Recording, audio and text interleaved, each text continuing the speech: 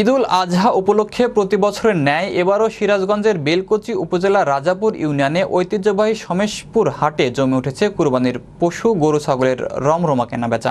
সোমবার সকাল থেকে উপজেলার বিভিন্ন এলাকা থেকে নসিমন ও বটবডি যোগে আসতে শুরু করে কুরবানির পশু। হাটে এসেছে Zayed Khan, Shakib Khan, Neymar, Messi, Putin, hero Alam, captain Khan, black diamond, ডাক্তার, Nirob, Rajababu, Kalapahar, Lalukha, tiger, Donald Trump সহ বাহারি নামের রং বেরঙের গরু। তবে ক্রেতাদের অভিযোগ, গত বছরের তুলনায় এবছর গরুর দাম মনে 10,000 টাকা বেশি চাওয়া হচ্ছে।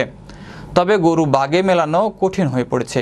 অন্যদিকে বিক্রেতারা বলছেন, গোখাদ্যের দাম বাড়ায় পশুপালনে খরচ বেড়েছে। এর প্রভাব পড়ছে কুরবানির বাজারে। অতিরিক্ত খরচ ও অতি আদরে পালিত পশুর সঠিক দাম হচ্ছে না। হাটে পশুর যে দাম উঠেছে তাতে লোকসানের শঙ্কা রয়েছে বলে জানান বিক্রেতারা।